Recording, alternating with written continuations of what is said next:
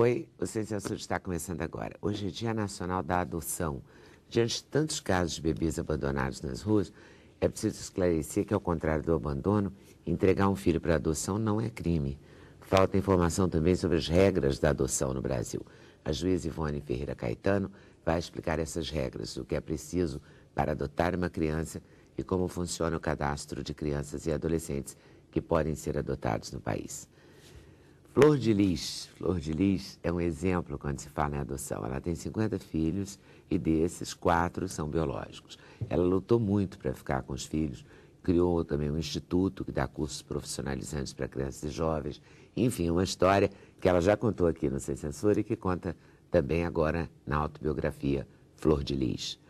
A Bárbara Toledo também conhece as dificuldades de conseguir adotar uma criança. Ela tem 5 filhos, 2 são adotados. Por isso, ela e o marido criaram o Quintal da Casa de Ana, um grupo que dá apoio jurídico e psicológico às famílias candidatas à adoção. A psicóloga Cristina Werner vai falar dos casos de abandonos de bebês. Um problema que, segundo a Cristina, já caracteriza uma doença social com várias causas. Falta de planejamento familiar, de orientação para adoção e de estrutura mesmo. Vamos conversar, porque tem uma hora do recreio, né? Com a cantora Leni Andrade, que não vai falar de adoção nem nada, vai falar do show do CD Alma Mia. Leni lembra o tempo que morou no México e faz uma homenagem ao povo mexicano. O álbum traz 14 boleros com arranjos do pianista Fernando Merlino. Para a realização desse programa, contamos com a participação de vocês, nossos debatedores fixos, por telefone, por fax, por e-mail e pelo Twitter. A nossa pergunta de hoje é, para você, qual é a melhor maneira de evitar que tantas mães abandonem os filhos nas ruas? Eu vou começar falando do abandono, que é uma coisa que me impressiona muito, né? Porque você fica esperando, eu sou até meio injusta quando eu falo sobre isso. Por exemplo, eu não entendo bem um negócio chamado depressão pós-parto. Eu não consigo entender como é que isso se dá, entende? Eu sei que existe, mas é difícil de entender. E é dificílimo de entender, eu acho que compreender, nem dá, quando você vê uma criança jogada no lixo, uma outra abandonada, jogada dentro de um lago, com um saco plástico, recém-nascido. Como assim? Por que essas coisas acontecem? A gente não imagina, quando a gente pensa na maternidade, né, é uma situação tão sublime, Não é? Né, de acolhimento de uma mãe para o seu bebê, um tempo de espera, teoricamente, de 9 meses, dessa preparação emocional. Só que uma média de até 30% das mães podem ser acometidas desse quadro, que pode começar até no 3º trimestre da gravidez e durar até o 1º ano depois do nascimento do filho, se essa mãe não for acolhida logo nas primeiras horas depois que o bebê nascer. Nas primeiras 48 horas, quando o bebê nasce, há uma queda muito brusca dos hormônios, né? Porque todos os hormônios responsáveis pela gestação, pelo parto e pela lactação, eles entram em ação nessas horas que antecedem um parto, especialmente, né? E depois que a criança nasce. Então, essa mudança muito brusca no corpo da mulher pode levar ao desenvolvimento da depressão pós-parto. E se essa mulher for acolhida, ela tem como superar, né? Uma das coisas que eu sempre falo para as mulheres que me procuram no consultório é aquela velha pergunta assim, pergunta para outra mulher que já teve bebê e que já passou por isso, acho que a maioria de nós que está aqui já passou por isso, o que fez para resolver? Porque a gente sabe que esses primeiros dias são sempre muito difíceis mesmo, né? Especialmente para o primeiro filho. Mas é importante deixar registrado que a depressão pós-parto não acontece só no primeiro filho. Pode acontecer numa mãe que já teve primeiro, segundo, terceiro, muito bem, de repente no 4º filho acontece uma situação dessa, né? Porque não está em jogo só a gestação em si, está em jogo o apoio que ela recebe, né? Nós, terapeutas de família, dizemos sempre, maternar quem materna, cuidar de quem cuida. Porque a mulher fica muito lábil na gestação, ela fica muito sensível, né? Não só por causa dessa mudança hormonal, mas a própria mudança corporal, né? Nós saímos do nosso eixo de gravidade, né? Ficamos com uma barriga enorme. Então, um dos fatores, inclusive, que a mulher pode ter depressão, em primeiro lugar, é a relação dela mesmo com o bebê. Aquele medo assim, será que eu vou dar conta de entender o que é isso, né? O que é esse bebezinho? Um filhote de gente. Porque o bebê, né, um filhote de humano, né, como qualquer filhote, ele não nasce em condições de sobreviver sozinho. Ele precisa de um outro humano que olhe para ele, que o chame pelo nome. E é interessante, Leda, que a acuidade visual, a capacidade visual de bebê é de 1 para 20, que é essa distância. Por isso que quando a gente dá de mamar ao bebê, seja pelo peito ou pela mamadeira, é importante que você olhe para o seu bebê e o chame pelo nome. E nesse momento, não fique mexendo panela, atendendo celular, conversando com vizinha. Não, é o momento dele. E essa coisa que a gente às vezes tem com o primeiro filho, de fechar as portas e ficar só com ele, que a gente vai perdendo no segundo, no terceiro, né? Isso deve ser tentado ser mantido nos demais filhos, porque é um momento de interação. O bebê precisa ter um adulto significativo, responsável e competente. Significativo, capaz de afetá-lo. E afeto é tudo aquilo que consegue nos impregnar, que consegue ser importante para a gente. Responsável, capaz de não ser negligente para não parar lá na vara da doutora Ivone, em violência, né? Que as pessoas chamam equivocadamente de maus tratos, eu não gosto dessa palavra. E que seja responsável a ponto de ser compromissado, que sabe que ele tem uma missão. Porque nem todo mundo nasceu para ser mãe, nem todo mundo nasceu para ser pai. É melhor não ser, se for para ser um pai sem vergonha, uma mãe pouco compromissada, é melhor deixar essa tarefa para os outros. Da mesma maneira, o cuidador, seja uma pessoa que vai adotar, seja uma pessoa que vai cuidar da instituição, eu digo, quem é cuidador tem que gostar de dar papinha na boca, de limpar cocô, limpar xixi, botar para naná, cantar musiquinha de dormir. Porque se não gostar disso, vai fazer outra coisa, vai fazer faxina, vai escrever, vai digitar coisas. Porque bebê exige isso. É abaixar no chão, sentar para conversar, se interessar pelas novidades que o bebê descobre, gostar de mostrar cores, encaixes. Isso é uma tarefa para quem gosta de fazer isso. Que quando você faz algo que você gosta, você faz com prazer. Verdade. Daí você ser jornalista há tantos anos, eu ser quase 30 anos de psicologia, porque a gente faz aquilo com amor, né? Então, quando uma criança não tem uma mãe que faça isso, seja por depressão pós-parto, seja por pobreza, que é o grande fator que faz com que as mães abandonem os bebês ou encaminhem para adoção, né? É o que a gente chama de fator social ou doença social. Se você não pode, então, assim, esse cuidador tem que ser capaz de suprir tudo que uma mãe faria.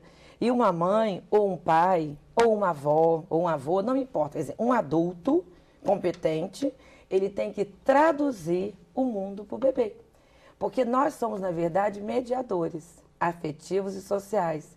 Porque nós nascemos com toda a capacidade para ir compreendendo o mundo, mas a gente não compreende espontaneamente, de cara. Então, assim, não nasce compreendendo. Não, esse adulto responsável, afetivo e significante, né? Ele, significativo acima de tudo, ele tem que ser sensível, para inclusive poder traduzir aqueles choros, né? Porque mãe tem uma coisa fantástica, o bebê chora, ela sabe se é de frio, se é de calor, se é de cocô, se é de fome, ou se é de mãe, que você diz, pode ficar um pouquinho no berço orientando, né? Mãe consegue entender se é de desespero, e por isso que uma criança institucionalizada, que está num abandono afetivo, está só naquela coisa tarefeira de comer, dormir e tomar banho, né? Ela se desapega do mundo. Na primeira fase, ela faz uma fase de protesto, ela grita no berço, ela fica irritada.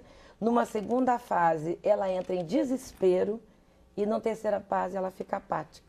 E aí ela não interage mais com o ser humano. Ela não interage mais com o mundo. Ela até vai sobrevivendo, mas ela para de crescer, ela para de interagir e ela perde o contato com um pouco a realidade. Então, são um pouco crianças que, no futuro, não vão ter muito interesse na relação humana, vão ter dificuldade, né? E tem alguns estudos nessa área que mostram até um paralelo entre delinquência juvenil e abandono dessas figuras afetivas significativas na infância, né? E o nosso aparelho psíquico, ele assim, ainda está muito rudimentar nesse início. Então, a presença das figuras afetivas nunca é tão importante quanto na infância. Porque na infância, a mãe ou as outras figuras afetivas, elas se fazem representar, elas representam o mundo para esse bebê, porque elas vão dando a significação, elas vão traduzindo, porque está tudo muito ainda a ser desenvolvido nesse bebê. Então, se a gente deixar um bebê sozinho, ele vai morrer. Mas o que a gente... eu acho perfeito o que você falou até aqui. Mas o que que se pensa? Como é que você consegue ser generosa com uma mãe que pega uma criança e joga num negócio de lixo, numa caçamba de lixo, na Lagoa da Pampulha, sei lá onde, em qualquer lugar do... Estou me lembrando da Lagoa da Pampulha porque ficou muito marcado aquela cena para mim, verdade, né? é. Mas na coisa do lixo, na porta de alguém, eu fico pensando se não seria mais humano reinventar aquela roda dos expostos. Na Itália... Sabe? Porque pelo menos as pessoas eram acolhidas. Você né? As crianças deixava eram ali na acolhidas. roda, né? E as freiras passavam, né? A roda quando fazia uma campainha, uma coisa tocava assim, uma né? campainha, não sei o que, a freira vinha e recolhia. Eu andei aquele lendo bebê deixado Nós ali. estamos agora na era Terminou nos mais anos moderna, 50. né? Mas nós não Pois é, temos, mas não, né? se nós não arranjamos uma solução melhor agora nos anos eu digo que é o seguinte, 2010 e 11, será Roma, que não Leda, vale a tem pena reeditar isso? um sistema bem interessante. Existe uma cabine em Roma que ela é movida por sensores de calor e de peso. Então, à medida que um bebê é colocado nessa cabine, então a cabine percebe, tem sensor de calor humano e de peso, avisa um sinal sonoro, sinal que alguém colocou um bebê. E a campanha é: não abandone o seu bebê, nós cuidamos dele para você. Então, é uma campanha de adoção, né? A sua pergunta, eu acho que nós podemos pensar em dois vieses, né? Um viés é o viés da responsabilização. Abandono de capaz é crime e tem que ser, de fato, responsabilizado. Nós não podemos fazer isso. Né? O outro viés, e aí tem que ser julgado a nível legal. Não podemos fazer isso, né? Mas fazem. Pois é, fazem e tem que ser lá julgado. Na prisão, a gente não sabe o que acontece, agora, nem se são condenados. Né? E aí entra os profissionais da área jurídica. Para isso temos a doutora Ivone aqui, nossa grande juíza. Agora, a gente também da área da saúde mental e como psicóloga, nós temos que acolher a dor, tanto desse bebê, porque sofreu, imagina o tempo desse bebê, sem entender o que se passa, sai de um acolhimento de útero, onde está tudo escurinho, come de canudinho, né? Pelo cordão umbilical, que é uma beleza, né? Tudo ali no conforto, está nadando no líquido amniótico, de repente sai. Naquela confusão, o parto já é um trauma, né? E normalmente essas salas de parto são totalmente desumanizadas, cheio de luz para confundir os olhinhos do bebê. Às vezes se levava tapa no bumbum para chorar, para acordar. Um monte de fios que se enfiam no bebê. É tudo contra, uma coisa horrorosa para a forma de nascer. Já é traumatizado. Coloque-se num saco plástico, essa criança não respira, água, enfim, um caos. Vontade de enlouquecer quando né? Depois só fazendo muito MDR, que é uma técnica que a gente trabalha para trabalhar estresse e situações que ficam de visão, de corpo, enfim. Mas nós temos que entender essa mãe, antes de culpabilizá-la só juridicamente. Será que ela teve a tal da maternáquia e materna? Será que ela tem marido? Porque o que a gente vê muito nas pesquisas, assim, mães que abandonam bebês, muitas vezes vêm de famílias monoparentais. Quer dizer, famílias onde a gente tem Se ela não tem marido, ela já não tinha durante a gravidez. Ela já não tinha um apoio social. E ela né? não tem culpa, a criancinha não tem culpa, né? Ela talvez não tenha feito um pré-natal, ela talvez já não tenha um lugar de morar. Uma outra razão de abandono é também a morte do provedor dela. Às vezes, ao longo da gestação, pode ter morrido o marido ou o companheiro. Ela pode sofrer de alguma doença grave, ela pode ter sido depressão pós-parto, mas o grande problema é, de fato, a pobreza, a falta de proteção, de rede. É o bebê. E o bebê, não, sem dúvida. Não tem nada com isso. Sem dúvida. Não tem nada com isso. O que talvez a gente possa... Não teve pai. Nossa, você acha que eu estou sendo... O que você acha, você que adotou tantos? Eu acho que há muitas situações que é comodismo também. Elas não querem ter compromisso, responsabilidade. Elas não pensam antes. Foram ao baile funk e deixaram duas crianças sozinhas. Porque pobreza em si, no passado, as mulheres lavavam roupa para fora, passavam roupa para fora, mas não abandonavam seus filhos. Tanta gente pobre criou. Nos dias de hoje, o abandono está pior, está muito pior. Olha só, Leda. Não. Eu entendo bem o que a doutora Cristiana está falando, porque eu não sei o que você faria se trabalhasse na minha vara. Você iria surtar. Eu estou quase chegando a isso. Eu ia o sofrimento lá é diário, diuturno. É terrivelmente sério. Você está falando de quem abandona? Teve uma criança que chegou lá que foi abandonada no formigueiro. Você está entendendo? Quer que eu te traga mais um pouco de sofrimento? Eu trago. Meu Deus. Olha, Bárbara, e a senhora consegue falar com essa senhora? Consigo. E quando eu não consigo muito, o que eu faço? Eu levanto da audiência, vou até o banheiro, Aí eu sentava lá também no formigueiro. Depois que eu chorar, eu maquio novamente e volto durinha. Tá? Então, tamanho é o seu ela no É a dura profissão. E você fala Ela, isso quando eu fui criada por uma mulher que criou 11, lavando roupa para fora. Ó. Não é? Mas entendo o que ela está falando. Outro dia o Djavan deu uma entrevista falando isso, naquele dia que a rainha da Silvia da Suécia veio, teve um show, eu li no jornal, não fui, mas li ele dizendo que a mãe teve vários filhos. O Djavan, né? Só que eu barrei o Djavan, ele só teve 5 irmãos, eu tenho 11. Pois é, então, veja bem a diferença. Mas a mãe criou ali. Exatamente. A gente ouve dezenas de casos, e sem pai. Então, eu seria... Não conseguiria entender. Toda hora uma história de batalha. Eu entendo. Ninguém jogou a criança fora. Mas há uma coisa diferente. Essa que abandonou no formigueiro. Mas olha só, anteriormente, olha só, na época da... E não é depressão pós-parto, isso é maldade mesmo. Não, nem sempre. Às vezes é depressão mesmo. E tem uma coisa... E tem outros problemas mentais, tem outros problemas mentais, que é psicose pós-corporal, que acontece 1 a 3%, que aí é uma situação Mas na hora que ela estava com o namorado, ela também estava com Mas, psicose? gente, comprometimento mental não quer dizer que não possa ter morte, Leli. Ela na hora não estava, não sei. Dá um tempo. Mas o que espanta também é que muitas jogam um bebê fora e um ano depois elas estão grávidas de novo. Mas o que acontece? Uma que jogou ninguém fora, já tinha tido 12 Não é só filhos. isso, a falta de conhecimento delas. Porque anteriormente a mulher tinha uma noção maior de maternidade. Houve uma evolução, Leda. No tempo da roda, você saberia muito bem que você ia poder botar o seu filho ali até para esconder a tua gravidez. Hoje não, porque não há mais necessidade de esconder a gravidez. Está entendendo? Então, eu não sou psicóloga não, hein, doutora? Mas o que acontece nesse momento? Se não há mais necessidade, se tudo agora é normal, quando ela não tem aquela rede de apoio sequer familiar, e existe o declínio dos hormônios, pode acontecer muita coisa séria aí. Eu não estou falando que não haja irresponsabilidade, não haja aquelas que não queiram lavar as trouxinhas de roupa e a filha vai carregar e depois senta aqui e começa a falar o que está falando. Eu não estou dizendo isso, mas estou dizendo que pelo menos 40% dos casos reside algum comprometimento mental e reside realmente na falta de poder material e, sobretudo, falta de informação. Mas se isso não for suficiente, há uma coisa pior. Não existem políticas públicas no nosso país desenvolvidas eficazmente para ter, apoderando essas mães, né, uma rede de apoio. Isto é muito grave. Nós não podemos cobrar, Leda, se nada é dado. Essa rede de apoio? Porque habitação, alimentação, na rede pública entendeu? Se faz Trabalho. Funciona? É muito sério Precariamente. isso. Precariamente. Ainda tem as meninas que são estrupadas. Se a pessoa se interessar, se a pessoa for uma pessoa interessada, porque assim, a gente costuma falar muito mal. Ela vai encontrar o apoio, sim. Ela vai encontrar o apoio na rede pública. Claro. Eu não estou aqui para defender o governo, mas a gente não pode falar que o governo não desenvolve nenhuma política. Não, eu não falei que não desenvolve. Não, eu não estou falando que a senhora falou.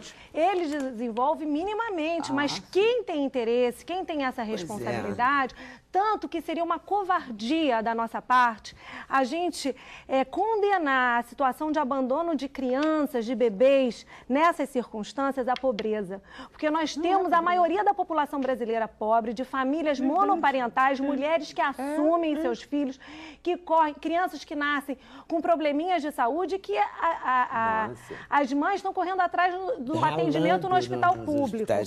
Agora, o que eu penso, sabe, Leda, é que, como você bem falou, nós estamos aqui para falar do problema da criança, que é o maior sujeito de direito que merece a proteção do nosso Estado, por força da nossa Constituição Federal, porque é uma pessoa em desenvolvimento. Que pessoa que passa por esse tipo de abandono, dentro de um saco de lixo, jogado numa lagoa, que é encontrado muitas vezes, nós temos um caso no Rio de Janeiro, quem salvou a vida de uma criança foi um pitbull, que farejando alertou o dono, estava dentro de um saquinho, né? E o que acontece com essa situação? Que pessoa será essa, a partir do momento que nós, até do Movimento Nacional de Apoio à Adoção, entendemos que a criança tem que ter acesso à sua história, à sua origem. Que criança será essa? Eu sou um lixo. Eu sou um lixo. Ela não me quis, ela não, só não me quis, ela me considerou um lixo. Pois é, então ela nós temos. Ela me jogou no formigueiro. Mas eu penso assim, é terrível. Nós no movimento, nós não estamos querendo olhar, condenar essa mãe biológica. O nosso trabalho não é condenar, o nosso trabalho é cuidar desse novo ser. É lógico que políticas devem continuar existindo e devem ser mais eficazes, incrementadas para dar conta dessa gestante, para dar conta dessa mulher que abandonou. Eu vou pegar esse gancho seu, porque eu vou voltar aqui na doutora Ivone para perguntar o seguinte: qual seria uma maneira de tornar essa política mais eficaz? Quando eu falo da roda dos expostos, é porque eu andei lendo sobre isso, porque eu não aguento mais ler mãe abandonando filho, sabe, jogando filho. Eu já sou do tempo em que se falava disso muito proximamente. Deixa eu te falar uma coisa. Atualmente existe uma roda. Era triste isso, era eu não sei porque eu não vivenciei. Eu sei que não, mas você sabe, você deve ter mais cultura que eu sobre Mas veja bem, pelo menos era mais seguro, não era no formigueiro, não era no Pantanal, né? Mas se você observar bem, modernamente, com a evolução, existe uma roda, né? Existe. Basta que... Mas isso, o que eu estava falando? Eu não estou defendendo esta mãe, eu estou verificando se ela tem aquelas condições, se a rede foi colocada, porque falta, antes de mais nada, apesar de estarmos na época do computador, da globalização, falta esclarecimento.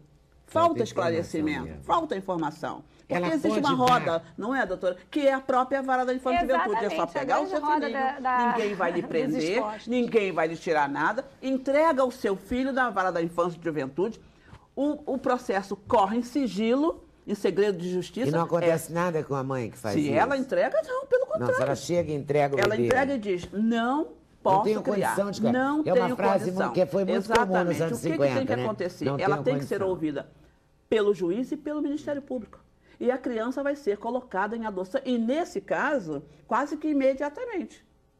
A busca no cadastro é quase que imediato. Por quê? Porque ela declarou e foi ouvida pelas duas autoridades que têm que ouvir. Então, na verdade, existe a roda, Leda. Só que é uma roda moderna. Por falar em modernidade, me acusam tanto por aí, mas, na verdade, é uma roda... Eu estou implicando com a doutora Bárbara. Mas não sou eu que acuso, não. Até devendo. É só chegar em qualquer vara da infância e juventude e entregar o seu filho. Eu não tenho condições. Doutora Ivone, inclusive o Tribunal de Justiça, há 2 anos atrás, lançou uma campanha através da Comissão Estadual Judiciária de Adoção. Favor não jogar seu filho no lixo. Dar em adoção é verdadeiro ato de amor. Só que, infelizmente, esse tipo de campanha não conta muito com o apoio dos meios de comunicação, muitas das vezes, ou então de recursos mais poderosos, porque não é uma questão ambiental, não é uma questão, né? E não dá voto, doutora. E pode não dar voto, exatamente. Mas eu acho que tem que comprometer os meios de comunicação, as televisões, as rádios. Exatamente. Tem que comprometer as redes sociais. Como a doutora Ivone falou, as redes sociais também podem ser parceiras. Não há condenação dessa mulher. Muito pelo contrário, ela vai encontrar na vara da infância a acolhida necessária para dar o seu filho em segurança, deixá-lo em segurança e receber um apoio, ser encaminhada para um programa municipal de atendimento. Pode ser que seja precário esse programa, mas alguma coisa ela vai ser ouvida. Alguma coisa é melhor que nada. Exatamente, também. Ela não vai ficar tão o que vulnerável. Mostra que ainda precisa ter bastante divulgação, porque eu acho que nós estamos falando de 2 coisas aqui. Existe uma visão necessária micro da mulher que está abandonando seu filho, uma visão mais clínica, mais pessoal da história dela, e uma visão mais macro. Quando eu falo da pobreza, eu estou falando de uma visão mais macro, mais sociológica, de um problema geral do nosso país, que é a pobreza, que impede as pessoas de terem condição digna de vida. Isso é um fato real que leva muita gente... Mas não justifica. Mas não justifica, sem dúvida. Agora, porque quando milhares você vai... de mulheres pobres... Aí, se você olhar um trem da Central, para falar do Rio de Janeiro, se você olhar um trem da Central, um ônibus que vem da Baixada Fluminense... Aí você vai no micro. Às 5h40 da manhã, 6 horas da manhã, você encontra algumas dezenas de mulheres que vieram para a batalha trabalhar de empregada doméstica, faxineira, tudo que é possível. E aí você vai na história pessoal de cada um. E que deixaram, levantaram mais cedo ainda para deixar uma comida pronta. Mas aí você vai para outra história. Vai esquentar, é ou não é? Aí nós vamos chegar na outra história, Leda, que é a história pessoal de cada um. Pobreza, que nós vamos entrar na resiliência pessoal, que é a capacidade de enfrentar a adversidade, que a mãe da doutora Ivone teve, a história que ela sempre conta. De deixar a comida pronta, quem esquentava era eu, Helena. Vamos parar de voltar ao passado. Siga em frente. Essas histórias pessoais de resiliência. Para com isso. De enfrentamento, a capacidade de também... Tá vendo como deu numa juíza? Olha que barato. Veja bem, mas talvez por isso que eu tenho tanta condições e capacidade de entender o que acontece ali. É pela experiência própria que eu passei. Agora...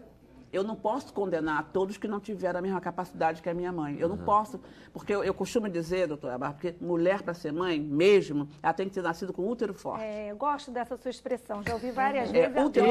Eu me declaro com útero fraco. Pronto. Porque eu nunca fui capaz de engravidar.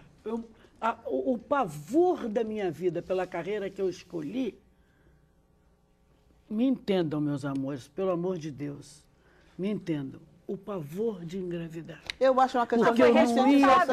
Andar pelo mundo, como eu ando, fecho a porta, tranco a chave. Ninguém é tão consciente assim, entendeu? E dentro de casa não tem ninguém que eu nunca vi, não sei de onde saiu. E começou lá na minha vara, eu não ia ter um minuto de sossego. Depois você passou para gente. Mas é uma escolha. Com 16 anos eu falei, eu não vou ter filho. A minha mãe fez essa apavorou. Como você não vai ter filho? Mamãe, eu não vou ter filho.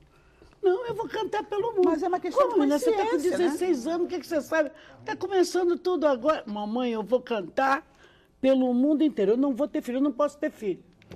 E não teve. Tá certo. Mas, Leda, você sabe que esse programa que nós desenvolvemos, Um Lar para Todos, é justamente nessa esteira de atender as crianças que já estavam abrigadas, já estão lá há muito tempo.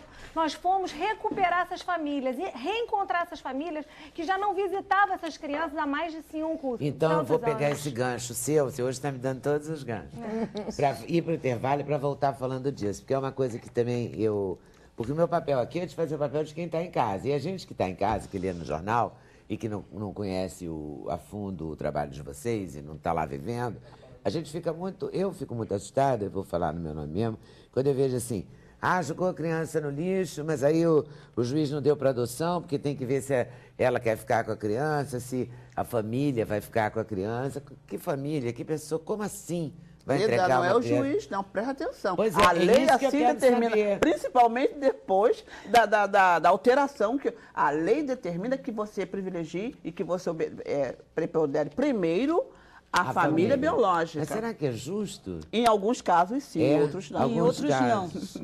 Intervalo e a gente volta já partindo daí. A família, a criança que foi abandonada, que vai ser colocada para adoção ou vai ser entregue à família. Já a gente volta.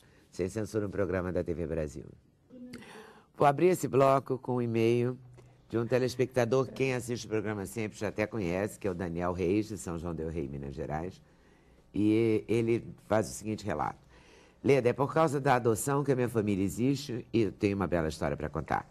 Há 57 anos, meus avós Zilá e Moacir, um casal branco, adotaram uma menina recém-nascida negra, minha mãe, Sônia. Por conta disso, meus avós enfrentaram muito preconceito, inclusive dentro da própria família. No caso, meu bisavô materno disse na época que não aceitaria uma neta negra. Entretanto, mesmo assim, meus avós tocaram a vida para frente, largaram os preconceitos para trás e formaram então a nossa família. Desde que ficamos sabendo através do Sem Censura, do dia 25, que é Dia Nacional da Adoção, hoje, portanto, celebramos a data porque somos uma família unida, colorida e feliz e temos plena consciência de que os laços de família são fortalecidos pelo amor, pelo carinho, pelo respeito e união e não pela cor da pele ou pela compatibilidade sanguínea, o que pra gente nada mais é que um mero detalhe. Valeu, Daniel. Não é bom? Doutora Bárbara adorou, né? Eu acho maravilhoso. Eu acho simplesmente porque esse menino é maravilhoso. Eu não conheço pessoalmente ainda, mas tenho o maior carinho por ele. Vem fazer parte do nosso Movimento Nacional de Apoio à Adoção. Como é que funciona esse movimento? Esse movimento de apoio à adoção? Funciona com a participação de 100 grupos de apoio à adoção espalhados por todo o Brasil. que esses grupos começaram justamente como grupos de autoajuda para pais adotivos, filhos adotivos, para enfrentar esse preconceito que o Daniel colocou aqui, né? Que às vezes o preconceito está nessa família mesmo, ampliada, né? Extensa, dos avós, dos tios, quando você chega com uma criança inesperadamente, uma criança negra ou uma criança mais velha naquela família, uma criança com deficiência. Então, as pessoas não estão preparadas, muitas das vezes, para encarar aquela adoção, aquele novo arranjo familiar. Mas só que esses grupos começaram a ser procurados pelos pretendentes à adoção, pessoas que já há algum tempo, né, o nosso movimento tem 16 anos, não encontravam assim muita acolhida nos órgãos públicos para buscar essas informações e começaram a encontrar esse apoio justamente nos grupos, essas informações a respeito de como adotar, como lidar com o filho adotivo, o que a gente tem que fazer, se o filho adotivo vai ser sempre uma criança complicada na escola, se não vai ser. A gente acabar com esses rótulos. Então, essas pessoas se sentiam protegidas, seguras, porque o nosso movimento luta pela adoção legal, a adoção via judiciário, por uma adoção segura emocionalmente, com um apoio psicológico e uma adoção para sempre. Porque nós lutamos, né, doutora Ivone, para evitar as devoluções, que a criança não passe, né, por um novo sofrimento. Eu não consigo. E é um outro sofrimento. Na hora, hein? Não, e é um outro sofrimento que o juízo passa. Exatamente. Mas a gente Eu não consigo não sair assim do sério, sabe? Com essa história da devolução. Pois imagina eu, senão eu não sair do sério. Mas tem situações muito difíceis. Situação muito grave. Mas tem situações mais zeradas. Não, muito grave. Teve aquele casal de Curitiba que fez a fertilização in vitro. Teve 3 crianças, só quis ficar com não 2. Não dá para explicar. Como se fosse esse realmente é terrível. Entendeu? Exatamente. Assim, devolver uma coisa, chama o PROCON, como é que faz para devolver? Pois é, graças a Deus, agora existe a nova lei da adoção, que ela tem esse nome, porque nós no movimento, nós lutamos pela garantia do direito à convivência familiar, seja através da adoção, porque nós entendemos que a adoção tem que estar no mesmo patamar que uma convivência com a família biológica, mas seja através da reintegração familiar, que é um trabalho que nós desenvolvemos também. Muitos grupos de apoio à adoção no Brasil são os responsáveis por reintegrações familiares, devolver para a família de origem. Uma pessoa que está no abrigo. Exatamente. Mas você acha que dá certo? Em alguns você casos conhece dá. algum caso assim de sucesso? Temos alguns casos de sucesso. E por que abandonaram, então? Abandonaram porque realmente passaram por um momento difícil da sua vida e às vezes tem uma compreensão que o abrigo seria uma escola, um internato, né? E ficam tão agradecidas a dirigente do abrigo que tem vergonha de tomar o seu filho de volta. Nós nos deparamos com casos desses. E nós, através desse projeto Um Lar para Todos, a nossa equipe técnica foi até essas famílias, promoveu o reencontro, pais, às vezes, morando em Copacabana, em boa condição, com emprego. Nós entramos com a ação de alimentos, a mãe já estava separada, não sabia. E nós ajudamos essa mãe a tirar os filhos, encontrando uma casa. Não é fazendo ou pagando por ela, não, mas ajudando e colocando toda a rede municipal de serviços. A palavra ajudar aí está no sentido de estimular. De estimular, de apoiar, de orientar. E desenvolvemos a escola de famílias. O que é isso? É justamente a continuação desse acompanhamento, porque essas famílias reintegradas, elas precisam ser tuteladas ainda. Elas precisam desse apoio, porque realmente é muito difícil caminhar sozinho, se reestruturar novamente. Mas vocês aconselham. Mas nós avaliamos, desculpa te interromper, uma coisa que tem que ser vista lá quando o bebê é abandonado, naquela mãe que abandona o bebê. Uma coisa simples, Leda. O potencial afetivo. Se não tem potencial afetivo, vamos virar essa página, vamos colocar para adoção, não vamos ficar investindo numa coisa que vai ser. E alguém percebe se tem ou não potencial afetivo? Percebe. A gente consegue perceber. E quando o casal adota, e quando a família adota, e já encontrei isso, e encontrei até casos que a família foi rejeitada, o casal que adotou. Olha que loucura. Como tudo tem milhões de ângulos, né? Sim, com certeza. O casal adotou a criança. E criou a criança, ou começou a criar a criança de uma maneira muito coitadinha, sabe? Ah, já coitadinha que ela é adotada, então ela pode fazer tudo. Aí o coitadinha que era adotada virou uma coisa antissocial, assim, ninguém queria que a família viesse visitar ninguém, porque, meu Deus, já vem aquele garoto, derruba tudo, quebra tudo. Ai, meu Deus, né?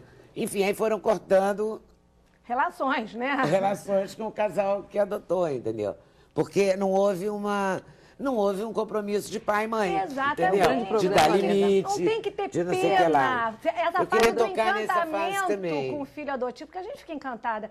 A gente fica ali na fila, esperando a chegada do filho adotivo. Você adotou quantos, Bárbara? Eu adotei 2 e tive biologicamente 3 que eu também adotei, porque filho biológico também tem que ser adotado. Isso né? eu acho que é outro ponto também que tem que E aí, pensar. você primeiro adotou preocupante, tem primeiro? que Eu adotar. tive primeiro. E quando eu estava Você já grávida tinha filhos? eu já tinha um filho de 3 anos, estava grávida de um segundo filho, né? Que eu não sabia se era homem ou mulher. Quando eu decidi adotar uma criança, concomitantemente. E comecei a peregrinar, né, para saber, achando, embora eu também seja formada em Direito, seja da área da Justiça, eu achei que ia ser muito fácil, mas não é. As crianças estão nos abrigos, estavam pelo menos, né? Agora a coisa houve uma mudança, mas elas estavam lá sem estarem disponíveis para adoção. Elas tinham uma referência familiar. Elas estavam completando vários aniversários ali, isso me dá uma dor quando eu penso dessa forma, passando noite sem poder correr para a cama da mãe, depois de um pesadelo, e ninguém fazia nada. Ninguém pensava numa possibilidade que a lei contempla, que é a adoção, é um instrumento legal que vai fazer valer o direito à convivência familiar. A Flor de Lis lutou muito, né? Foi Lutei emendando uma bastante. no outro. Muito, para Muita ter. coisa. Agora são quantos? Eu sou mãe de 50 filhos, 4 são biológicos e 46, né? E alguns, agora, depois de se tornarem maiores, entraram na outra vara para terem um nome, o meu sobrenome. Porque a adoção também é uma questão, era muito longa o processo. O processo era longo demais, tem que achar aquela família, tem que ver se a família quer, tem que colocar em diário oficial, a equipe técnica tem que avaliar várias vezes a situação, e tem até os casos que a família biológica até quer por um instante, porque começa a receber apoio, mas quando aquele apoio acaba, a família abandona de novo aquela criança. É apoio ou é apoio mesmo? Entendeu? Que é cesta básica, aquele cheque... Bolsa Família, essas coisas. Depois que isso... E se acabar, a criança é abandonada de novo. Volta para o abrigo, volta para a rua de novo. Então, eu estou com casos... Eu não consegui ainda todas as adoções. Eu tenho 3 filhas que estão em adoção, que um caso muito sério, a mãe dava a menina mais velha em troca de crack para homens usarem na rua. E aí ela foi, eu que encontrei essa mãe para ver se apressa o processo da adoção no Talavera Bruce. Só que ela já saiu do Talavera Bruce, ninguém encontra mais, mas ainda estão à procura, vamos continuar procurando, vamos colocar, porque quem sabe ela queira essa filha. Uma mulher que fazia isso com uma criança, porque ela deu essa menina a primeira vez, a menina tinha 6 anos de idade. E ela teve mais 2 filhas depois. Essa mulher, ela não tem... Recupera-se uma menina nessas condições? É muito difícil. É muito difícil. Leva um tempo muito longo. É muita conversa, muita paciência. A minha filha, ela por muito tempo, ela se odiava. Ela era reprimida, era depressiva. Está lá embaixo. Essas marcas são interessantíssimas. Eu tinha uma amiga minha que adotou 3 crianças.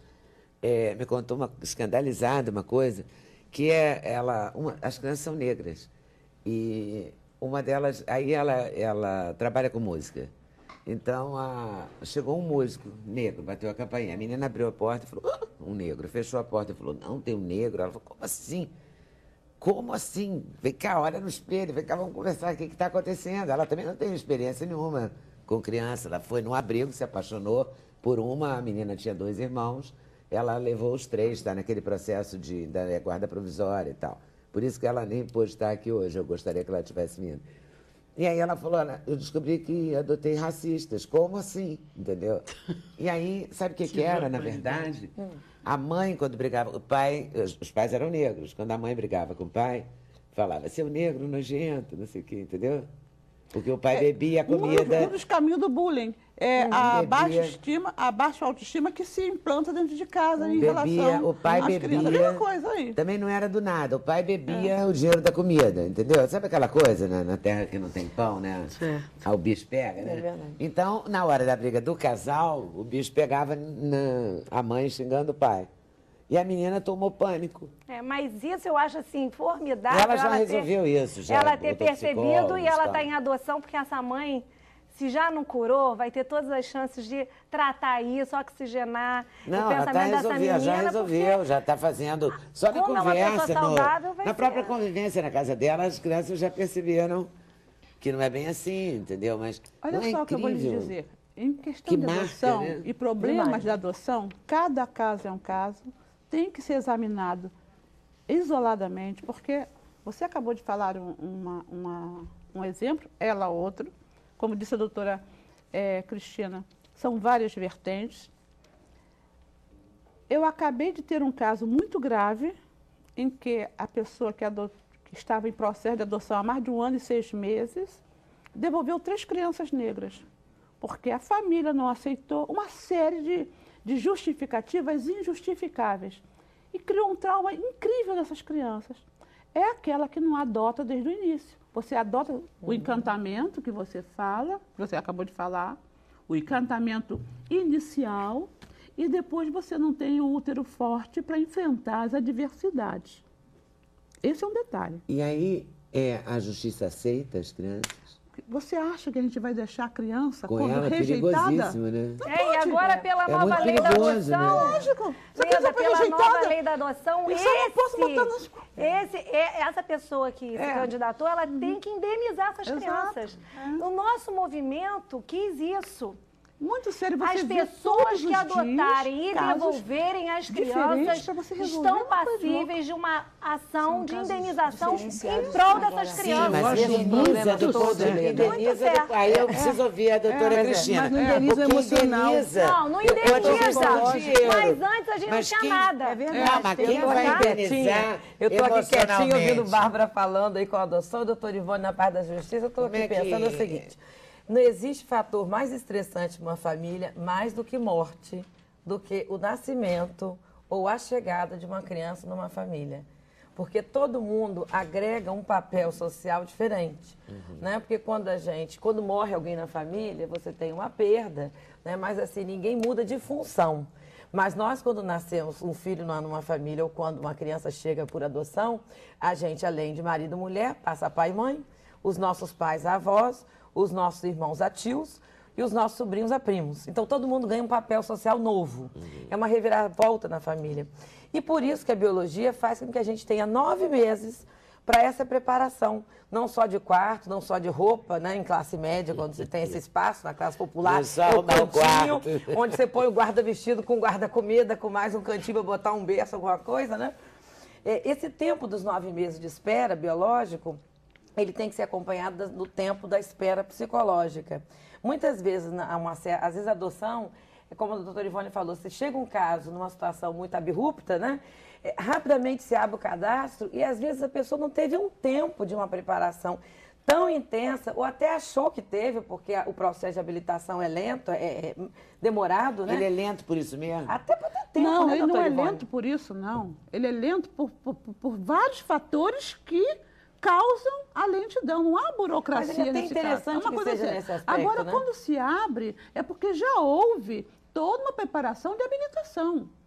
Há o procedimento anterior à adoção, que é de habilitação. Então, existe um cadastro e ele já está ali inscrito. E agora, quero dizer para os senhores que quase todos os dias chegam, no mínimo, 2 crianças na minha vara, abandonadas de alguma forma, ou no hospital, ou no formigueiro, ou na... É isso aí. Por dia? Por dia. Eu saí, estou aqui, e deixei assim, olha, eu volto, junta tudo que estiver pressa, porque não adianta, eu não consigo sair de lá antes de 8 horas. Todos os dias tem criança abandonada. Quando eu falei da rede, todos os dias eu tenho criança para colocar em instituição de acolhimento e eu não tenho vaga na minha área de competência. Cara, Tem dias que é só arrancando os cabelos. Então eu já corto mesmo para não acabar com o assunto. Entendeu? Não, é grave. Imagina a situação da criança no Rio de Janeiro está muito grave. Também assim, de repente. Então, se chegar num de repente, pode causar muita confusão, porque você tem que ter toda essa preparação, você espera. Porque muda muito a rotina de uma família. Um casal que tinha todo o tempo para si, passa a funcionar de uma outra maneira, porque o funcionamento de um casal é de 2 adultos, que tem toda uma liberdade, né? Porque normalmente os adotantes, em grande parte, são classe média baixa, classe média média, média alta, ou até classe alta. Você tem que ter um mínimo de condição financeira para adotar uma criança, né? Então, você tem um funcionamento que vai exigir tempo, dedicação, e muitas vezes as pessoas acham que estão preparadas, até no filho biológico, né? Para essa dedicação, não estão. Mas há uma experimentação? Não, quando você faz o procedimento de habilitação... Por exemplo, você chega, como é que é o caminho, assim, rapidamente, como é o caminho? Você chega e se cadastra. Você se cadastra. Eu quero aí adotar existe uma o criança. procedimento de aí fala com a habilitação. social, com a psicóloga. E aí existem grupos de reuniões, onde tudo lhe é explicado, onde é elaborado estudos psicossociais, tanto pelo setor de assistente social como o setor de psicologia, muitas vezes reunidos, que é examinada toda essa rede socioparental para ver se eles têm condições de ter uma criança. Então, nesse momento, são quase que os 9 meses de gestação. Sim, mas a criança também tem algum tipo de avaliação? Não. A criança tem uma outra avaliação que eu tinha falado para a doutora Bárbara. Tem aquela que ela pode ser recusada e ela nunca pode recusar, né? Porque também é injusto, né? Porque devia ter acho. uma avaliação da criança. Também acho. Porque, assim, eu acredito que uma pessoa não vai alguém adotar minutinho. com a atenção de desenvolver, né? Ledinha, um minutinho. Como é, doutora? Eu vou voltar a explicar. A criança pode ser recusada, Claro. mas ela não... Como é que ela vai dizer, não quero esse pai e essa mãe? Não, mas ela acaba também sinalizando Mas que é existe um diferente, doutora Bárbara. dispositivo. Preste atenção o que eu vou lhe dizer. O cadastro, não tenha dúvida, que é uma excelente ferramenta. Agora, não pode ser ditatorial. Cada caso é um caso e tem que ser observado dessa forma. É verdade. E no momento em que a senhora faz a ditatorial, tem que ser a ordem cronológica do cadastro, quantos recusam? Muitas vezes a gente vai conseguir, vai conseguir encontrar um pai ou um interessado lá no 20º, 30º candidato. Você sabe disso, Cristina. Então, por exemplo... Olha, não quero, não gosto que o pezinho é torto, não sei o que é mais escuro, não quero por isso, não quero porque é uma criança, não é menina branca e até 1 ano. Não, e já tem o perfil formulado, né? Mas quando a pessoa faz a entrevista... Peraí, quando a pessoa faz a entrevista... Por exemplo, se eu chegar lá para adotar... Ela diz qual é o perfil. Eu vou dizer, eu quero uma criança... Eu não gostaria que ela fosse, sei lá, maior de 6 anos, por exemplo. Você não tem isso?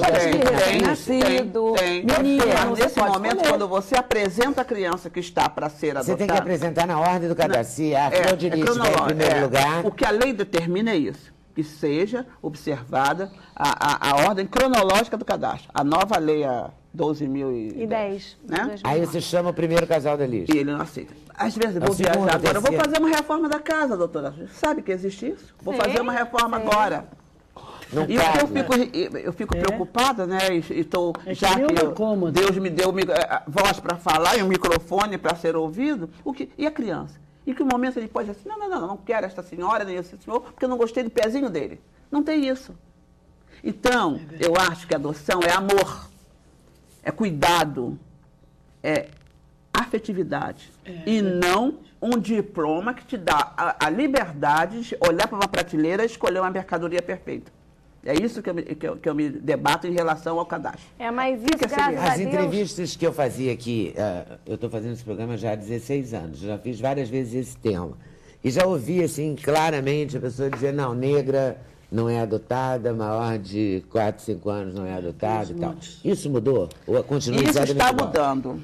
Realmente, veja bem. Porque eu tenho notado crianças negras adotadas, assim, é o que eu digo. Casais brancos, na verdade, a informação... adotam mais. Não, está havendo também está havendo a mudança. Está havendo ou não? Está havendo a mudança, sim. É lógico que não é aquela que nós gostaríamos rapidamente. Mas você pode falar isso na frente da doutora Bárbara, olha só. Não, eu não estou falando. Não, porque na verdade a mudança existe.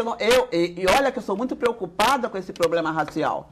Mas eu não posso deixar de dizer que está mudando. E essa mudança... Para melhor. Para melhor. E essa mudança se deve exatamente pela veiculação da ideia de que não pode ter esse preconceito, não pode ter essa discriminação. Doutora Ivone, é a boa notícia do dia para mim. Essa ideia, sem falsa modéstia, se deve aos grupos de apoio à adoção, que trabalham pelas adoções necessárias. Ela não deixou, eu apontei para ela. Não adianta, ela tem que se elogiar um pouco. Ela já elogiou. Olha só, você viu? Agora trabalho. Então melhorou. Eu acho que está... Agora, se o problema é elogio, eu vou lhe falar. Quando eu era de São João de Meriti, assim que eu cheguei, ninguém adotava criança negra. Até que me viram. Ah, dá certo, não é verdade? E aí, você viu agora? Resolveu. Arrasou. Viu? O exemplo é o maior testemunho. Agora, Flor de Lis. Flor de Lis alguma vez escolheu, assim... Eu não tive, a oportunidade de escolher, não. Vieram 37 de uma única vez, bateram na minha porta, porque eu achei uma primeira no lixo, na Central do Brasil. A mãe tinha acabado de jogar fora no lixo. E eu levei para casa aquela criança, e eu não sabia nenhuma informação sobre adoção, sobre nada, sobre a justiça do menor. E aí, quando houve um homem atirando lá no calçadão, na Central, nas crianças que estavam dormindo, a mãe daquela bebê que eu tinha achado no lixo, ela sabia o meu endereço, porque eu deixei meu endereço para ela, caso ela quisesse ver a filha. Ela juntou os sobreviventes e levou para minha casa. Então, eu recebi de uma só vez 37, 14 eram bebês. Imagina ter que dar mamadeira para 14 bebês, acordar de 3 em 3 horas, trocar a fralda. Foi animado. Mas há uma questão, tive fuga para não entregá-los, porque depois de 10 meses... Porque tem uma lei. Não era porque depois de 10 meses, era muito lindo. Depois de 10 meses, eu com os meus filhos, alguém chegar e falar, você não tem condições, a justiça agora vai pegar de você e vai cuidar dessas crianças. Eu já tinha 10 meses com os meus filhos. Eu falei, não, eles sobreviveram, depois sobreviveram. Entendeu? Eu fugi, lutei contra tudo. Por isso que eu não aceito muito a coisa da pobreza, porque eu comi muito arroz com angu com os meus filhos. Trabalhei muito para fora, cortei bordado para fora, fiz quentinha para fora. Mas é porque o que falta nas mulheres é gerar os filhos no coração. Precisa gerar, entendeu? Não adianta só também gerar na barriga, não. Tem que gerar no coração. A mãe que gera no coração, ela não abandona por nada o seu filho. Ela vai à luta. Ela luta com todas as possibilidades que ela consiga. Ela vai para posto de saúde, ela vai para programa de assistentes sociais, ela vai correr atrás, ela vai para o juizado, ela vai bater na porta que for necessário, porque ela gerou no coração. Então, isso é que está acontecendo. As mulheres estão esquecendo de gerar no coração. Conta essa incrível história aqui nesse livro, né? Que está saindo aí, acabou de sair, está bombando. Eu vejo você no Twitter saindo, fazendo palestras, louvores, etc, etc. Quantas crianças você acha que você já colocou em locais adequados? Famílias? Bom, nós temos um trabalho, um Lar para Todos, que das 315 crianças que estavam abrigadas em Niterói, 20% conseguiu ser reintegrada. E logo após esse trabalho, outras a gente gerou relatório para o Ministério Público e para a Vara da Infância de Niterói, sugerindo a adoção dessas pessoas, mas a gente não tem o poder de colocar. Agora, o que nós fazemos e que tem hoje, nós temos trabalhado junto com o Judiciário, é que essas pessoas que estão indo para habilitação, elas têm que frequentar grupos de apoio à adoção. Faz parte do processo de habilitação frequentar, porque nos grupos elas não vão ouvir o que elas querem. Habilitação não, eles são muito burocráticos. Habilitação sim. Você tem que ser avaliado sim, porque você não vai pegar qualquer coisa, qualquer lixo, você vai pegar uma criança que precisa ser amada. E outra coisa, você não é um super-herói que está indo pegar uma criança lá, abandonadinha, não. Você é uma pessoa que tem que ter disposição para amar. Amar para sempre. E outra coisa, vale pedir ajuda. Depois, no pós-adoção, você tem que pedir ajuda. E olha aqui, você pode adotar uma criança negra, uma criança mais velha, grupos de irmãos, né, crianças com deficiência. Então, nós trabalhamos nessa vertente. Isso. Agora, muitas crianças já foram colocadas em família. Eu quero saber uma coisa, doutora Ivone. Quando vocês lutam para reencontrar a família original, a senhora gosta dessa opção ou é a lei que obriga? Não me faça falar, não gosto. Veja bem, olha só o que eu vou lhe falar. A lei determina que a adoção é uma opção. Você tem que lutar pela reintegração. pela colocação na família biológica ou na família extensa. E não separar grupo de irmãos, com o que eu concordo. Tentar tudo para não separar grupo de irmãos, a não ser que vá haver um prejuízo maior. Agora, essa loucura de ficar 10 anos procurando o endereço de um pai e de uma mãe. Você cita por edital e lá vem um pedido. Veja bem, doutora Bárbara e doutora... O juiz, para poder dar a sentença, é preciso ter obedecido o contraditório, porque existe a destituição do pacto poder. Na verdade, é o que atrasa. Exatamente. E aí, vários profissionais, quero agora que cite em tal endereço tal. Você já citou, você já fez tudo, mas você, aparece um infeliz de um outro endereço e lá vai você. Você é obrigada a fazer isso, sob pena de, se você dá uma sentença e muitas vezes você vê que não tem mais jeito de você dar, de pena de ter a sua sentença reformulada. Ainda bem que agora, com essa visibilidade do direito da infância e juventude, muitos desembargadores já têm consciência plena do que seja o direito da criança e do adolescente. Mas ainda existe aqueles que acham que é tão somente, não só os desembargadores, aquela corrente que é tão somente um direito, uma atividade social. E não é bem assim, né? Como assim atividade social? O que a juíza está falando é importantíssimo isso que ela está falando. Essa busca é terrível. Por um tempo muito longo pelos pais, é muito triste isso. É triste. Para você ter uma ideia, o que a juíza está falando, aí todo mundo responsabiliza muito o juiz, mas não vê que por trás do juiz tem uma equipe avaliando vários isso. Profissionais que fazem. Eu tenho uma filha que vai fazer pedidos. 18 anos agora, em dezembro. Ela mora comigo desde os 3 meses, a minha filha. Ficaram buscando a mãe biológica durante muitos anos, a família. Essa família foi encontrada. Agora, nas últimas audiências, essa mãe não foi encontrada, foi citada através de ligações, por endereço do local de trabalho. Já houve 3 audiências, ela não compareceu e remarcaram uma nova audiência. O que eu acho que o doutor Ivone está colocando, Leda, é que a gente tem que trabalhar sempre na máxima internacional do direito, que é no melhor interesse da criança. É isso que eu ia acabar. Então, o que é o direito, o que é a justiça? Pois é, então, assim, chega uma hora... Porque não vai ficar lá no abrigo. Claro que não, Leda, mas veja bem, olha o que eu vou te falar. Alguém procurando a mãe que não quer. Exatamente. Atualmente se verifica que o juiz que trabalha com infância e juventude, e que seja vocacionado, é óbvio, né? Você tem que interpretar todas as leis existentes do país, quando se tratar de criança e adolescente, tendo como prevalente a doutrina que enfoca o princípio do melhor interesse. Você tem que ter a proteção integral da criança, tá? Fundamentando o melhor interesse da criança. O melhor interesse da criança sobreleva-se a qualquer outro interesse. Mas existe a lei, então você tem que interpretar tudo isso dentro daquela lei. Ou daquele artigo que você esteja empregando. Cristina, já vou para o intervalo. Manda a Cristina ficar calma. Ela tem que ir para o intervalo e eu já vou. Eu só queria saber uma coisa. Lembra de uma moça, que é uma senhora, que era até ligada a uma procuradora do Estado, uma coisa assim, tinha um cargo importante. Essa criança, ela perdeu a guarda da criança, porque bateu na criança, etc. Eu suponho que ela perdeu a guarda, né?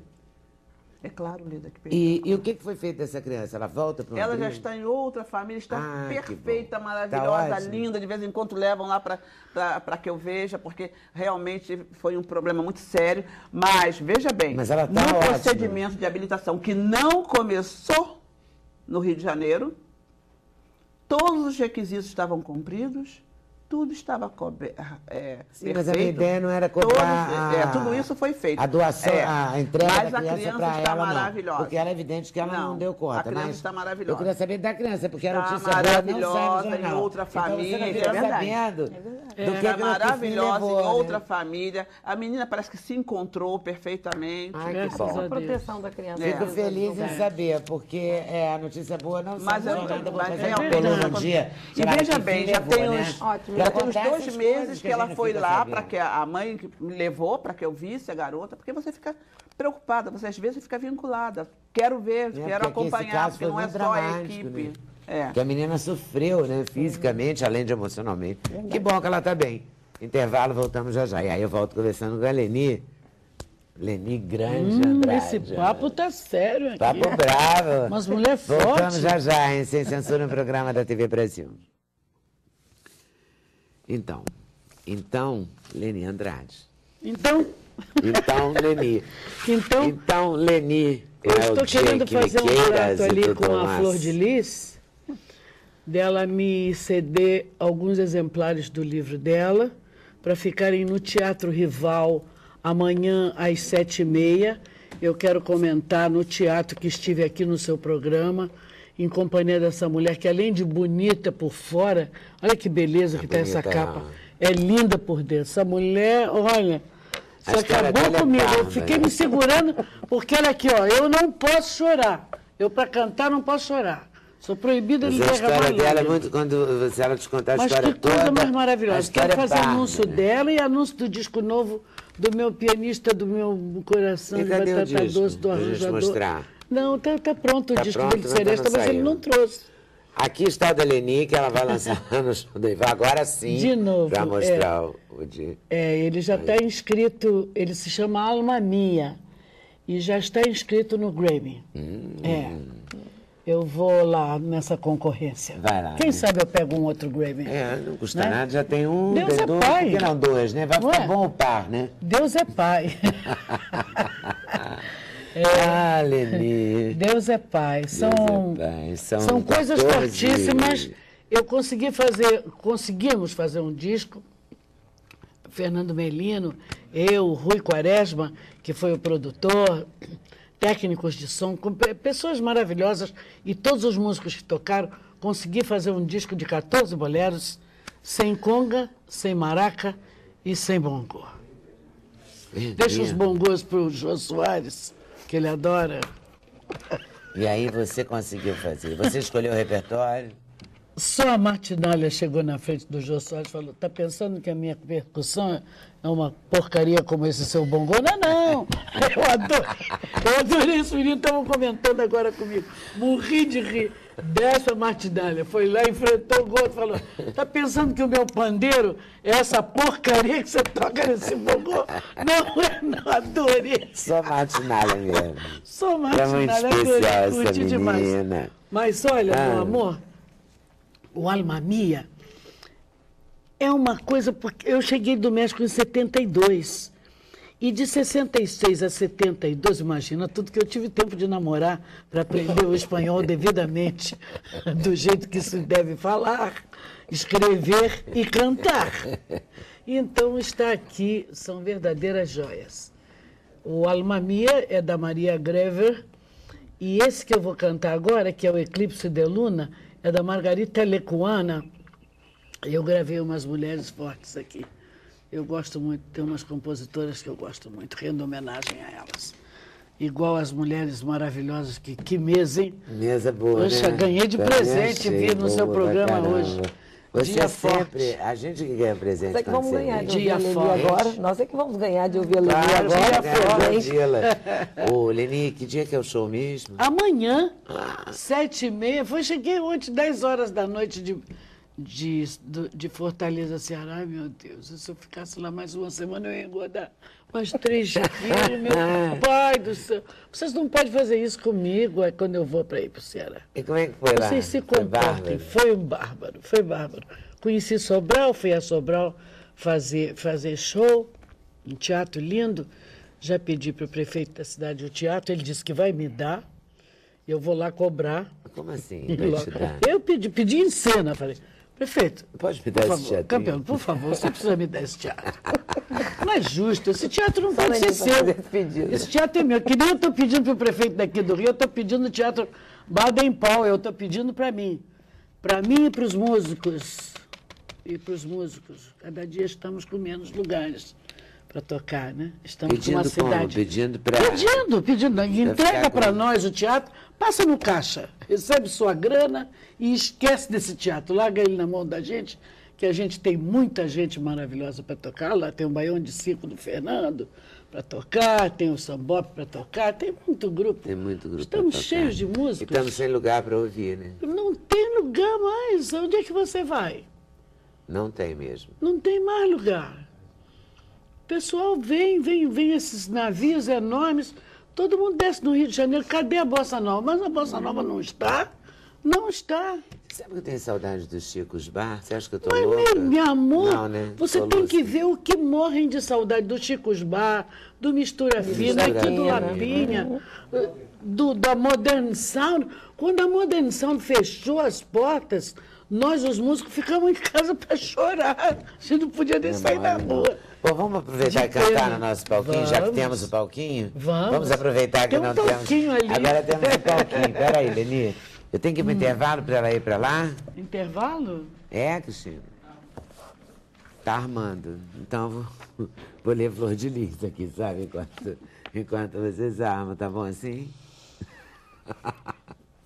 Conseguiram? Oba, podemos. Eu vou pro intervalo. Eu posso levantar com tudo isso que eu tô aqui? E a gente volta com música já. Sem censura, o programa da TV Brasil. Y algo que siempre eclipsaba la luz de tu amor, eclipse de luna en el cielo, ausencia de luz en el mar, muy sola con mi desconsuelo, mirando la noche me puse a llorar. Eclipse de luz en tus labios que ya no me quieren besar. Quisiera olvidar tus agravios y luego soñar. Eclipse de luz en tus labios que ya no me quieren besar. Quisiera olvidar tus agravios y luego soñar.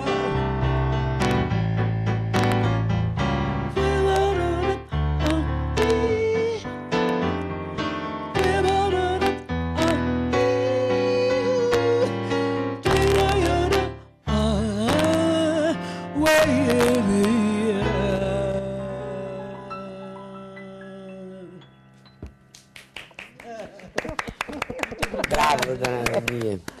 Resultado da pesquisa, nosso tema de hoje. Para você, qual é a melhor maneira de evitar que tantas mães abandonem os filhos nas ruas? Educação, em primeiro lugar, controle da natalidade em segundo, planejamento familiar em terceiro. Controle da natalidade, Cristina. Acho que é fundamental, eu acho que a gente ainda tem... Mas, na verdade, Leda, eu acredito que as pessoas saibam como utilizar os métodos anticoncepcionais e até onde consegui-los, né? Alguns lugares a distribuição de camisinha de tudo é gratuita, inclusive. Mas o que está faltando então, por que não? Não é a informação, é a formação, é o autocontrole. Porque as pessoas, às vezes, até estão com a camisinha no bolso, mas na hora H não colocam. É aquela coisa de não conseguir educar o desejo, né? O Sartre tem uma frase muito bonita que diz: liberdade é fazer o que se deve. Ele não fala que é fazer o que se quer. Nós estamos numa fase muito hedonista, né?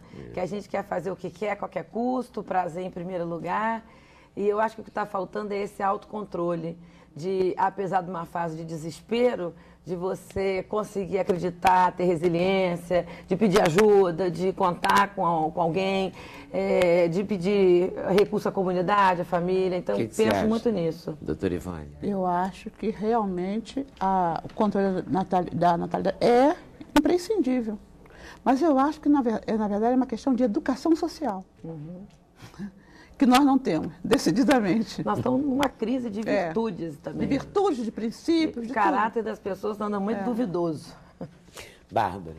Eu acho que nós temos que passar a ter uma atitude, né, uma postura adotiva de amor incondicional, de respeitar as diferenças, de quebrar os preconceitos. A adoção não combina com preconceito, porque ela luta, quem abraça a adoção quebra esse preconceito racial, preconceito da idade, da orientação sexual. Nós abraçamos, com deficiente, nós abraçamos esse amor incondicional. E isso ajuda muito a gente a respeitar as diferenças e informar e passar a ter essa escuta e esse trabalho com jovens, né? Mas eu acho que essa postura adotiva é fundamental para a gente mudar essa realidade de abandono.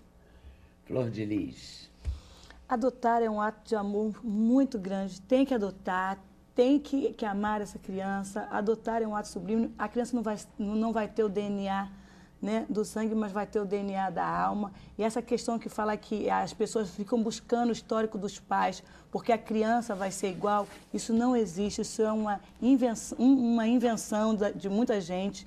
Isso não é verdade, não é. O pai pode não ter nenhum caráter, mas se a criança for criada por uma boa família, for amada, for realmente, né, adotada com carinho, com amor, ela vai ser uma criança linda, maravilhosa, com caráter brilhante, um futuro brilhante. Que bobinha eu não tinha pensado nisso. Quer dizer que se procura também muito quem são os pais para saber se vai herdar uma psicopatia, é isso? Existem algumas doenças que têm um fundo genético, mas sem dúvida alguma o biológico é transformado pelo social. Nós temos algumas doenças que, se o meio ambiente não favorecer, elas não vão eclodir. O que conta, sem sombra de dúvida, é a mediação social. É o outro que está à sua frente, a seu lado, que vai dando uma dimensão muito mais humana, muito mais poética, muito mais de valorização, de virtudes, inclusive. Sem dúvida. Né? Nós estamos na crise da justiça, que é a mãe de todas elas, a educação, que é a porta de entrada das virtudes, a prudência e a coragem, que tem que estar aliadas, porque coragem sem prudência leva a bravata, prudência sem coragem leva a covardia, sabedoria para tomar as decisões mais adequadas. Temos que ter também um pouco de tolerância, porque nós estamos muito impulsivos, né? Queremos que o nosso desejo sempre graça solenemente. Temos que ser generosos, que é a marca maior do espírito, e, acima de tudo, amor, porque de todos eles é o maior de todos. Seja para adoção, seja para criar filho biológico. Porque também, Leda, tem muito filho biológico abandonado dentro de casa. Abandonado, cheio de recursos, porém abandonado. Sem dúvida. Leni, o amor é a grande saída. Uma manhã do Clef Fischer. Então.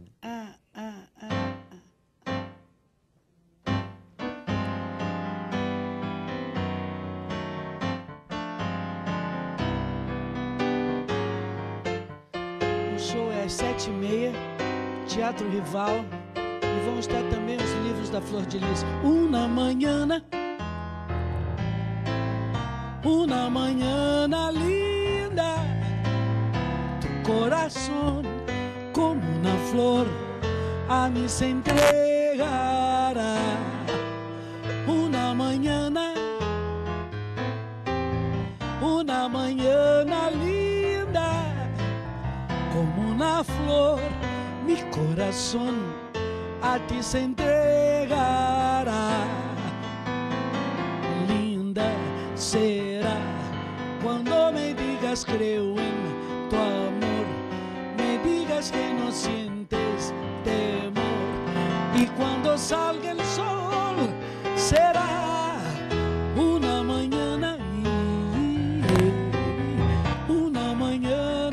linda, tu corazón como una flor a mí se entregará. Linda será cuando me digas creo en tu amor, me digas que no sientes temor, y cuando salga el sol será una mañana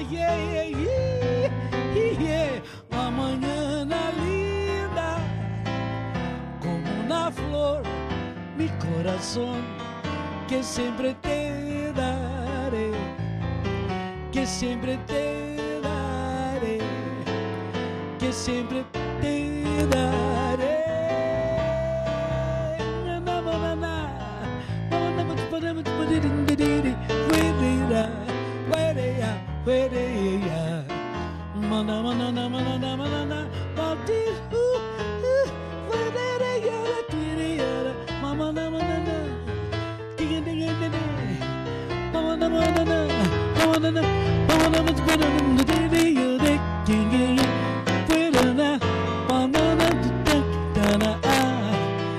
Que siempre te daré, que siempre te daré, que siempre te daré, que siempre